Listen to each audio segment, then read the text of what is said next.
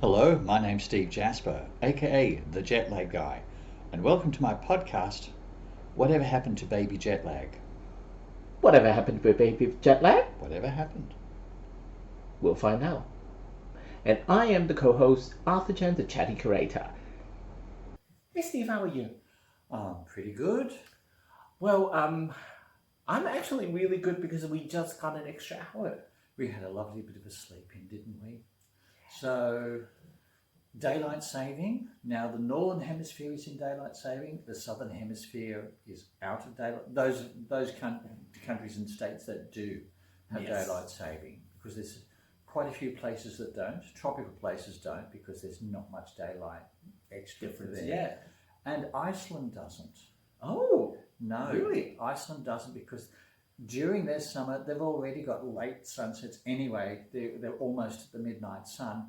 They're not looking to get an extra hour. So it's these in-between temperate places. So most of Western Europe, apart from Iceland, of course, and here in Australia, the southern states and territories. So Wait, but South Australia got half an hour. South Australia is always half an hour. Oh.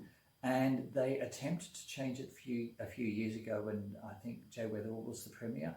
And the pushback was so hard because the west coast regions of South Australia, so places like Ceduna, they would have been going to school in the dark in the winter if they turned to our time zone. And it was either move half an hour ahead to be aligned with the east coast states, so Queensland, New South Wales, Victoria, ACT, Tasmania, or go back half an hour and be in its own little time zone. So the pushback was first of all severe from the west coast, and then opposition stirred up opposition in the western regions of the state. And also the Northern Territory government said, hey, we haven't been consulted and we have no plans to change. Ooh. So, and most of the NT population is in and around Darwin, and they certainly did not want to be on the same time zone as the East Coast because they're such a long way. Maybe going back half an hour to its own time zone might have made more sense, but in the end it fell apart. Well, look, I mean, at the end of the day... Bit of a diversion into South Australian politics there. I know, I didn't expect that. But I mean, at the end of the day, that it's a little something that we can At the end of the day, and that's what we're talking at the end of the day. You know, the sun sets an hour earlier, and an hour later in the summer. And it made really good sense though, because before the daylight saving, we wake up in the dark, and late March. If we wake up at 6:30 or something like that. Speak for yourself. I'm not waking up at 6:30 unless I've got a compelling reason to. And the sun will only come up a bit after 7, and then I was like, oh, that's all right, but then I want to stay in bed. But then now that this it's kind of adjust to that 6 o'clock ish sunrise. Well, daylight saving is a mini jet lag. And it is generally worse for the spring transition than the autumn transition. So the spring going forward now, there's an increased incidence of heart attacks and car accidents in that 2-week period after the spring transition where you lose an hour. Not so severe in autumn, but it's mini jet lag, and flying, it's a lot less, but it's done on a mass basis. And it affects a lot of people. It affects a lot of people, particularly those prone to heart attacks. And in terms of car accidents, because people are in a different time zone. So while it's not as severe as jet lag, it is mini jet lag, because it's the whole population of a city or state or territory, whatever. Well, and for those people who want to learn about more, they can read something. They can read my book, End Jet Lag. And I do talk about daylight saving time. It is, like I said, a mini jet lag. And that's where you come in. If you come to a website, www.jetlagguide.com.au, and there's a link for the book there. There you go. Well, thank you. Well, I hope that everyone get a little bit of a rest with that extra hour. And hopefully the next spring daylight saving would be a little bit of easier one, because by that time people would learn about the jet lag by reading the book. Steve, now you have a new podcast, interviewing episode. experts from your field. What's the next episode about? Okay, so dropping on Friday, so keep an eye out. I interviewed Dr. Jill McGarry, and she is a sleep psychologist. So she's coming at it from a completely different angle again to the angle I come from, which is great. I love to have all these, diverse voices and complementary voices. So what is it about though? So, well, she talks about having a circadian rhythm, and she uses the example of weeing and pooing. So, in the middle of the night, you might get up to have a number one. You might get up to, but you never get up. She says you never get up to poo, because your bladder doesn't have a clock. It has a valve, right? And when the valve says it's full, you got to get up, and so that's why we get up to. But your bowels are on a clock. So when it's nighttime, it's like, right, okay, it's nighttime, we're not going to do anything. They switch off, and then you'll get up, in your morning, and a short time after that is when you evacuate your bowels. So they have a body clock. So whereas there's so many things that pop up in my head that I know may not be suitable for your podcast. Well, we won't. Yeah, so I'm just gonna let you continue. Yeah.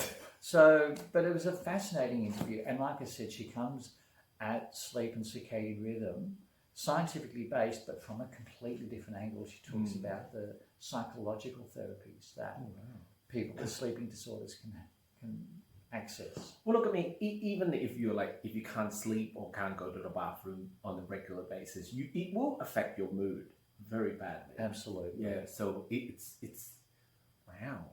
So I think I'm good. I have to listen. It's an interesting episode. I have to listen to that one. Please do. So it's on Friday. So it drops at midnight Friday morning, and that's local time. So we're on. Is it 10 or 11 ahead? 11. 11? Or is it 10? 10, sorry. 10. I see, mini jet lag with daylight saving. Yeah. I mean, yes. And neither of us are particularly outstanding at maths. So. No. Nope. This is not the maths channel. Well, there are plenty of other channels. But by the way, be sure to subscribe to this channel, the Jet Lag Guy, for whatever more happened. content. Yes, we've got Whatever Happened to Baby Jet Lag. This is this current this podcast. Yeah. Plus the new podcast, Ending Jet Lag. On Friday. On Fridays. These drop on Wednesdays. And Friday will be Ending Jet Lag, where I interview expert. And that's going to be a limited edition. By the look of it. I don't know that I could, find 50 of them to do it. Oh gosh, jeez. That would be exhausting. I mean, I don't know how you do that weekly, because I do mine fortnightly. It's anyway. Well, please stay tuned and make sure that you drop a like and subscribe to Steve's channel. And yeah, we'll be back talking about more jet lag in a moment. Steve, just out of curiosity, I have a question. Mm-hmm. Have you ever, when you start the day, you really want to go into your inbox and delete all? Oh, the nonsense, because I get a regular email every midnight, and that's why I sort of post just after midnight. So the news with jet lag, and there's a video game called Jet Lag, which is really annoying because I could just filter that out. But I get a lot of nonsense. Ooh. I get a lot of nonsense. My pet hate is the 5 a.m. club, where they tell you to get up at 5 a.m. and all these, it's the worst of American hustle culture. And all these wannabe influencers. I got up at 5 a.m. and it transformed my life. And you got to work with your own circadian rhythm. If I get up at 5 a.m., I'm not very functional. That's the truth. I don't do much before 10 a.m. I don't schedule meetings unless it's with Americans. And you don't drink coffee. I don't drink coffee. I don't like the stuff. So I don't get up. I don't schedule business stuff before 10 a.m. So that's 5 a.m. club. The nonsense, the latest is having a red light in your fridge. And I'll be talking with James Wilson about that next week. What? Yeah, you put a red light in your fridge. To wake up your grocery? Well, have you heard of the trend called Bridgerton? No. It's where you make your fridge look beautiful, like Bridgerton. But it's the inside of your fridge, and it's like, I just put groceries in there. I put, eggs and cheese and soda water and V8 juice in my fridge. I don't think it's particularly beautiful, Put vegetables in the crisper. Okay, yeah. But why?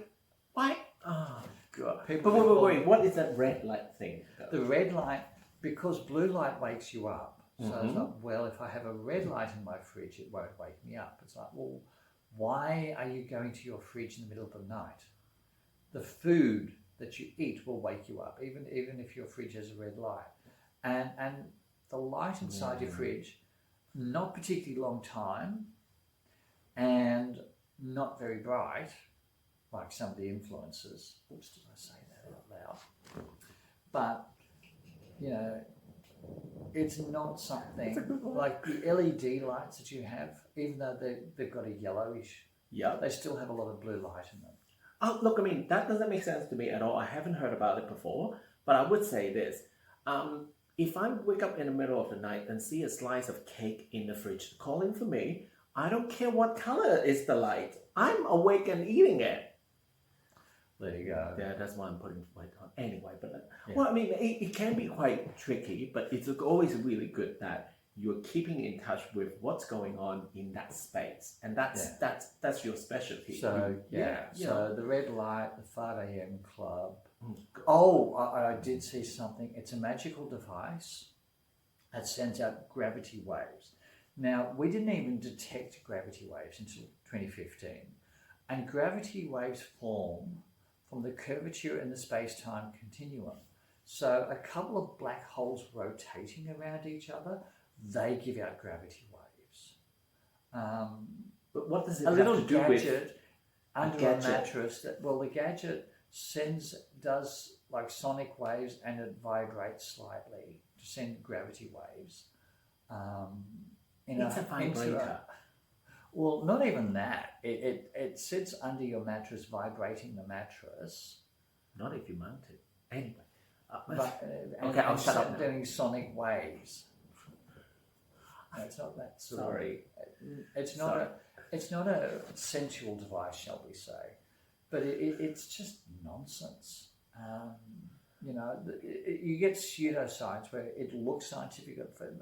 Let's have a delve into this. Oh God! No, I mean, I think that's unfortunately that is what happened in the internet culture, that people claiming to be experts. Yeah. But however, having said that, for people who want to get to know about sleeping experts, actual scientifically validated stuff. Also, your Friday series. My Friday series, ending jet lag. So, based on the book, where I interview a series of experts. Now, those are the people that probably not going to ask you to put a red light in the fridge. No. Or something vibrating your bed. Well, no. You don't have to put out the red light. And on that mental image, thank you for visiting this episode. Thank you. Make sure that you follow Stephen on his website, thejetlagguide.com. Jetlagguide.com.au. We're Australian. Sorry about that. And also, we've got this podcast, we've got the Ending Jet Lag podcast where I interview people. I'm on LinkedIn, so please check me out on LinkedIn as well as YouTube. And I have a Blue Sky channel. There you go. So hit me up on Blue Sky if you're there. And thank you for listening.